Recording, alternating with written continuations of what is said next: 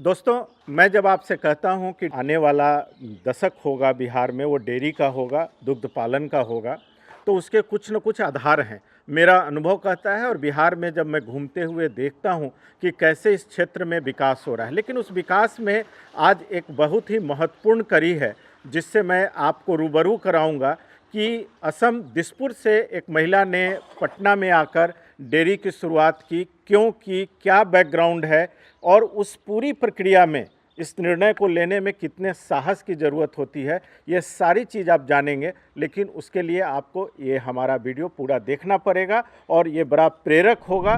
तो आइए मैं आपको मिलवाता हूँ और उनसे ही सुनता हूँ कि इस पूरे निर्णय का आधार क्या था और कैसे वहाँ से शुरू करके ये यहाँ तक पहुँची। नमस्ते, ये अजंता भूमिज हैं।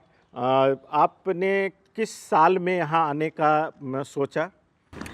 मैं 2019 में यहाँ आई हूँ, पटना आई हूँ। इससे पहले मैं पंजाब में रहती थी और 2021 में मैं डेयरी स्टार्ट किया हूँ।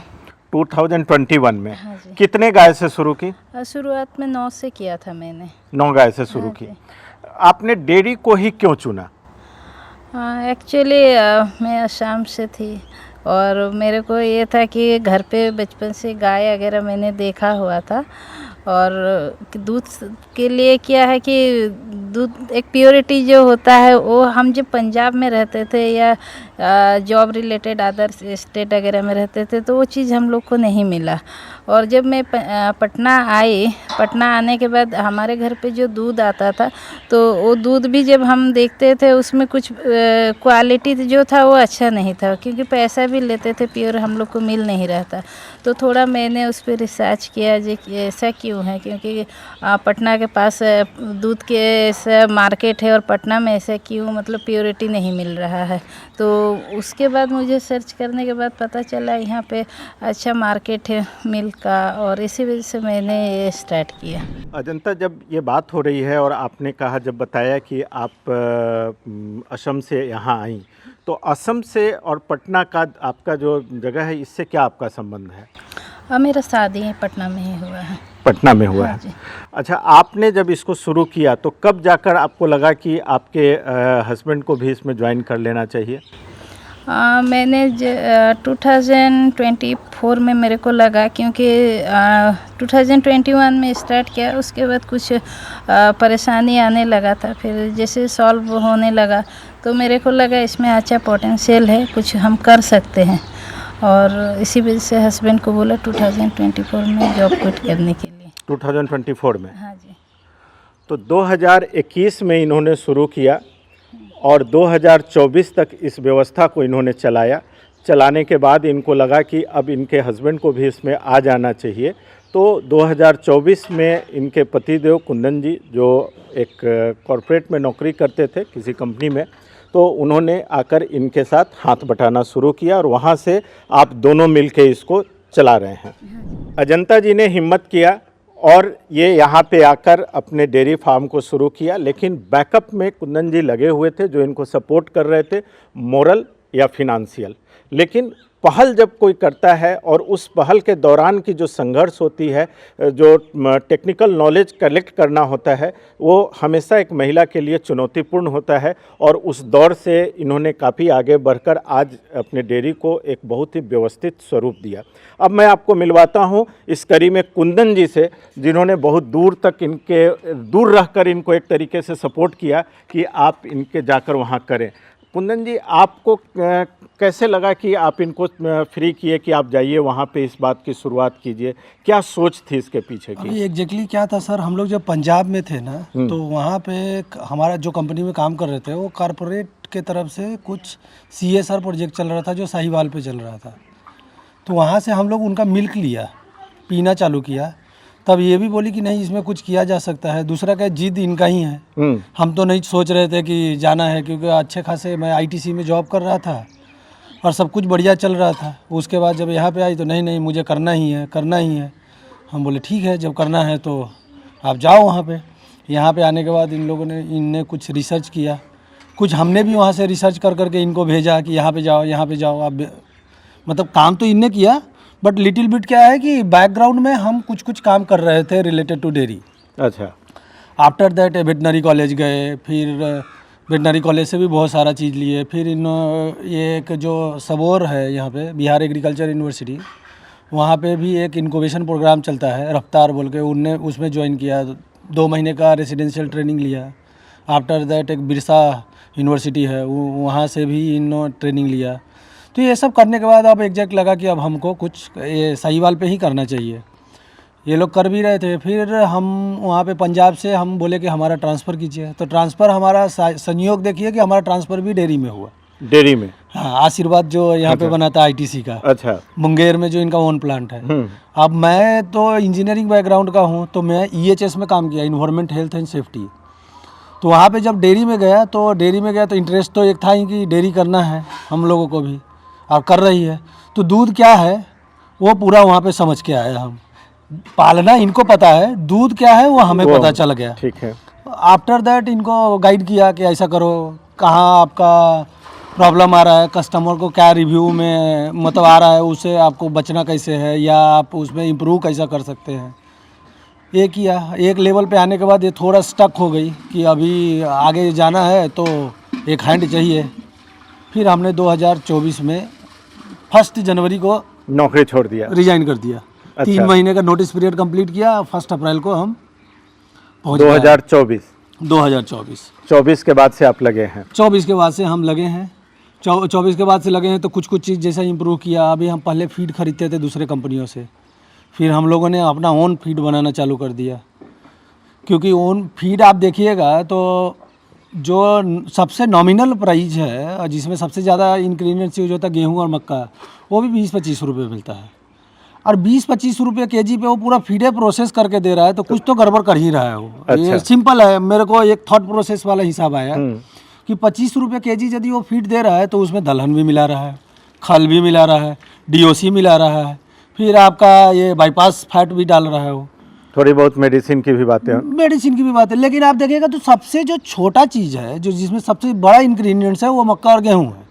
वही 20-25 रुपये मिल रहा है। 20-25 रुपये कैसे प्रोसेस करके दे रहा हो, तो कुछ ना कुछ तो कर रहा है वो। ये हमको समझ में आ गया, तो हमने एक छोटा चक्की खरीदा और यहीं पे चालू हो गया। तो अभी क्या किया, बिहार वेटनरी कॉलेज में जो न्यूट्रिशन डिपार्टमेंट के हेड हैं पंकज कुमार सिंह, उनसे जाके मिला। उनसे मिलने के बाद बोला कि ये एरिया के हिसाब से हमको एक डिजाइन मिक्स बना के दे दीजिए। फीड का फॉर्मुलेशन तैयार। हाँ, वही डिजाइन मिक्स, इसमें क्या क्या होना चाहिए। तो उनने वो डिजाइन मिक्स हमको दिया। According to that design mix मैं परचेज किया रॉ मटेरियल, और यहाँ पीसना चालू कर दिया, और पीस के उसको गाय को देना चालू कर दिया। गाय को देने से ये फ़ायदा हुआ हमको कि जो प्रेगनेंसी रेट है ना, वो ट्रिमेंडस मतलब इंक्रीज किया। पहले हम देख रहे थे तो 25%, 30% हो रहा था, अभी वो 75%, 80% तक जा रहा है हमारा।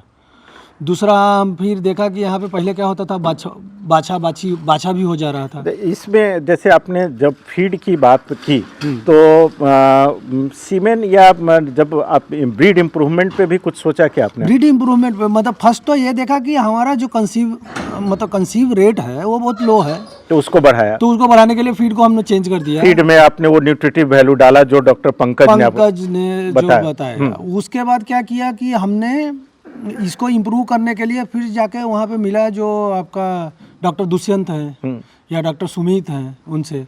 तो वो हमारे फार्म पे IVF भी कुछ ट्रांसफ़र हुआ, तो उससे भी थोड़ा फ़ायदा हुआ ब्रीड इम्प्रूवमेंट में। आफ्टर दैट हमने ABS का सीमेंट और वाइफ का सीमेंट लगाना चालू किया। तो ABS वाले से डायरेक्ट जाके मिला हम, वहाँ से हमको सीमेंट अभी मिल रहा है। दूसरा हमारे छोटे छोटे बच्चे भी हैं, आप देखेंगे कि अच्छे ब्रीड में आए हैं वो। दूसरा जो हमने गाय लेके आया था वो पूरा का पूरा हमने सेल आउट कर दिया, क्योंकि जो लेके आते हैं और जो हमारे फार्म पे जनरेट होता है वो बहुत डिफरेंट है। लेके आया वो वहाँ का इन्वायरमेंट में है, वहाँ का इन्वायरमेंट के साथ साथ वहाँ का फीड, वहाँ का पाउडर डिफरेंट है। वहाँ पे आप देखिएगा तो पाउडर के नाम पे 2 ही चीज़ है, एक तो आपका मूंगफली का भूसा है और दूसरा क्या गेहूँ का भूसा है। यहाँ पे आने के बाद जो बड़ा इंग्रेडिएंट्स है मतलब पाउडर का, वो आपका मक्का है और धान वाला जो पुआल है। ठीक है, तो धान वाला पुआल और ये सब खिलाने के लिए जो हमारे फार्म पे जो जनरेट हो रहे हैं उसका स्ट्रेंथ डिफरेंट है, उसका कंसीव रेट डिफरेंट है, उसका मिल्किंग का फ्लक्चुएशन डिफरेंट है।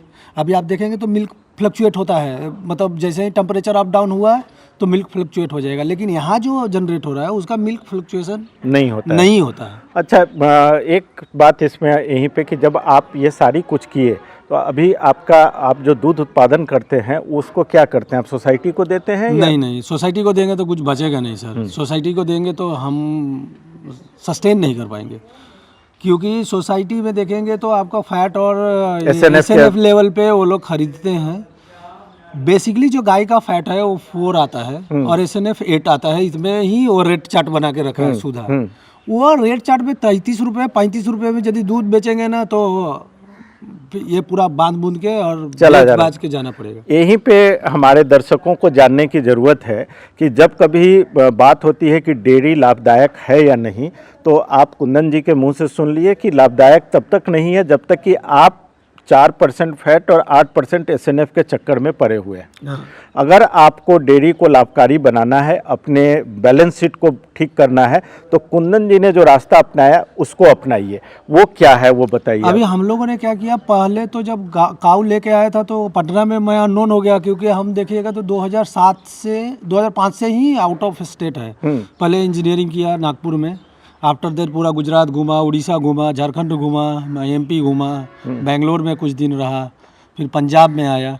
तो यहाँ के लोगों से जस्ट हम ऐसा था कि यहाँ पे शादी में आते थे या कुछ घर पे प्रॉब्लम है तो 10 दिन के लिए आए और फिर चले गए। तो यहाँ के लोगों से कोई जान पहचान नहीं है, पूरा का पूरा लिंक खत्म है।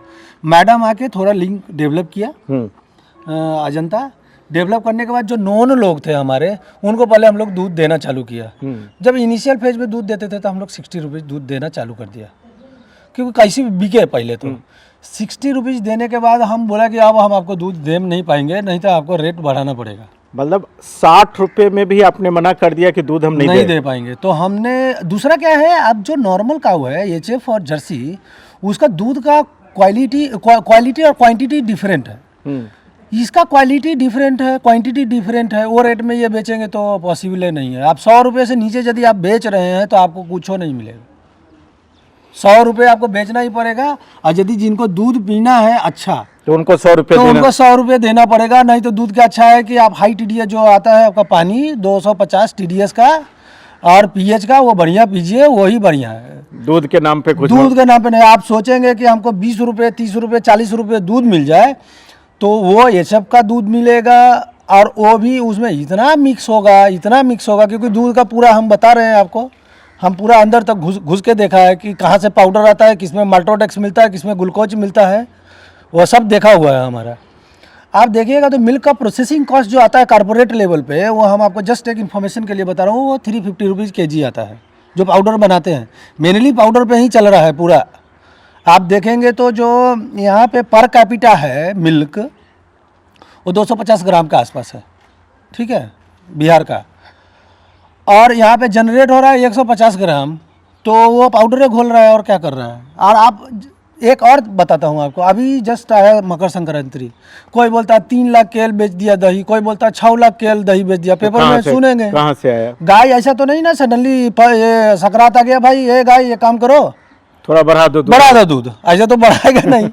तो जस्ट है क्या, पाउडर और क्रीम रखते हैं वो लोग, घोलते हैं और देते हैं। जनरली भी वही कर रहे हैं वो। मतलब ऐसा नहीं कि हमारा पूरा का पूरा बैलेंस, जितना हमको चाहिए उतना दूध नहीं है हमारे पास। तो वो है मैं जस्ट वो बोल रहा हूँ 350 रुपीज़ आपका प्रोसेसिंग कॉस्ट है। ये लोग पाउडर खरीद रहे हैं 210 रुपये में, जो कारपोरेट है। सभी कारपोरेट से जाके बात करेंगे तो 210 220 रुपये में पाउडर खरीद रहे हैं। तो क्या खरीदेंगे, तो माल्टोडेक्स खरीदेंगे, ग्लूकोज खरीदेंगे और उसको घोलेंगे और कस्टमर को देंगे। और वो क्या FSSAI का एक रूल्स है कि आपको एक इतना फैट और इतना SNF पे आपको बैलेंस करके देना है, वही गड़बड़ है। ये बड़ा टेक्निकल विषय है, इस पर फिर हम लोग वार्ता करेंगे, क्योंकि आप काफ़ी कुछ मुद्दों को छुआ है जिस पे अलग से जानकारी दी जाएगी। डेफिनेटली। अभी आपका डेयरी आपके हिसाब से लाभकारी है? डेयरी जो कोई बोल रहा है कि लाभकारी नहीं है, वो तो मतलब आप ये देखिएगा कि आपका मार्केट रिसर्च बढ़िया होना चाहिए, ट्रेंड आदमी होना चाहिए। और दूसरा, आप जहाँ दूध बेच रहे हैं वो एकदम पहले दूध कैसे बेचेंगे वो दिमाग में आपको जरूर आना चाहिए। अभी क्या रेट में आप दूध बेच रहे हैं? 100 रुपीज़ लीटर।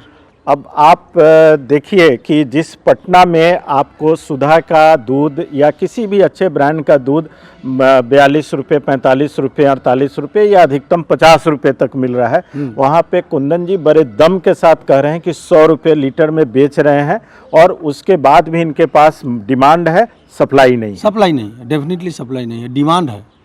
डिमांड मतलब ऐसा है कि आज का डेट में हम कोई कस्टमर को बोल दिए कि आज आपका मिल्क नहीं जाएगा तो हमारा खून पी लेगा, ऐसा हालत है। मैं फ़ोन मार मार के परेशान कर देगा। दूसरा क्या है, जो ये दूध पी लिया 21 डेज ये दूध पी लिया, इनिशियल फेज में आपको लगेगा कि कुछ डिफरेंट है, लेकिन 21 डे पीने के बाद वो ढूंढ के हमारे पास आए। मतलब वो अभी ऐसा है कि उनको दूसरा बच्चा भी नहीं पिएगा, अवॉइड करेगा। वो जैसे ही आप दूसरा दूध आप मुंह में डालेंगे तो वो बोलेगा कि नहीं, हम अब नहीं पिएंगे। दोस्तों, मेरा जो एक प्रयास आपको ये बताने का था कि दूध उत्पादन में लाभ है, और लाभ कब है, जब आप कुंदन जी के रास्ते पे चलेंगे तब। और यदि आप मेरा ये वीडियो देख रहे हैं तो आप ये सोच के भी आश्चर्यचकित होंगे कि जहाँ पे लोग सोसाइटी को दूध जाकर 38 रुपये 40 रुपये में दे रहे हैं, वहाँ पे ये 100 रुपये में दूध बेच रहे हैं। और बेचने से भी बड़ी बात है कि जितना इनके पास मांग है उतनी आपूर्ति नहीं है, जस्ट बिकॉज कि वो दूध की क्वालिटी की पहचान उन्होंने उपभोक्ताओं को कराई है। तो कुंदन जी, पहचान के साथ साथ एक और मैं ऐड ऑन करूंगा आपको। पहचान के साथ साथ ये है कि हम लोग कभी भी, मेरा यूएसपी है कि हम कंटामिनेट नहीं करें दूध को। कंटामिनेशन जहाँ चालू हो गया, अभी क्या लोग मतलब शॉर्ट टाइम के लिए ये देखते हैं कि हमारा कस्टमर टूट रहा है, हम उसको कुछ भी दूध दे दिए, वो हम नहीं कर पाएंगे। कुंदन जी, क्या है, आज तो मैं जो सोचा आपके साथ बात करूंगा वो आपके जज्बे को और अजंता के जज्बे को, जिन लोगों ने कि बिहार से दूर रहकर आपने लव मैरिज किया और वो नॉर्थ ईस्ट में असम से यहाँ आकर बिहार के इस वातावरण में अपने को सेटल किया, एक नई चीज़ों को पता करके उत्पादन शुरू किया और फिर आपको नौकरी छुड़वा के जोड़ लिया। हाँ, डेफिनेटली छोड़ लिया ना। हाँ। तो ये तो बड़ा मतलब काबिले तारीफ बात है, जिसको कि उन्होंने शुरू में संघर्ष करके ये काम किया, लेकिन बाद में आपने भी उनका पूरा सहयोग दे रहे हैं। तो और इसके बाद जो इसकी जुड़ी हुई तमाम तकनीकी पहलू है, चूँकि कुंदन जी इंजीनियर हैं, इंजीनियरिंग की पढ़ाई करी है, तो हर चीज़ को देखने का नज़रिया इनका अपना अलग है, और उसी का परिणाम है कि आज ये 100 रुपये लीटर दूध बेच रहे हैं। आपको भी अगर किसी भी प्रकार की इस तरह का पहल करना है तो कुंदन जी जैसे लोगों से आप आकर मिलकर आप रिसर्च करें। इन्होंने एक शब्द कहा कि अगर आपका रिसर्च वर्क ठीक है तो आपको लाभ होगा ही होगा। तो आज हम इस कार्यक्रम को देते हैं विराम, क्योंकि एक बार में आपसे पूरी बात कर लेंगे तो फिर बातें भी लंबी हो जाएगी और फिर अगली बार अगली कड़ी में कुछ और जोड़ा जाएगा। डेफिनेटली, ठीक है। तो दर्शकों, आप देख रहे थे आपका यूट्यूब चैनल कृषिका और मैं राकेश के कश्यप। उम्मीद करता हूं कि अभी तक आप हमारे चैनल को सब्सक्राइब कर चुके होंगे, और यदि नहीं किए हैं तो जरूर कर लीजिए। कुंदन जी जैसे कई लोगों से हम आपकी मुलाकात फिर कराते रहेंगे। कुंदन जी समय दिए, अजंता ने समय दिया, इसके लिए बहुत बहुत धन्यवाद। आपको भी बहुत बहुत धन्यवाद सर, आप हमारे फार्म पे आए। जस्ट आप भी मतलब बिहार को डेवलप, विकसित बिहार बनाने का ये फर्स्ट करी है। मैं पहली बार आया, लेकिन जब शुरुआत हुई थी तब भी मैंने आपके कवर किया था और बताया था लोगों की अजंता ने कैसे ये पहल की है, और फिर आगे आते रहूँगा और आपकी जो ये मतलब टेक्निकल जो रिसर्च है उसके ऊपर अलग से बात करेंगे। डेफिनेटली सर, नमस्कार। Thank you sir.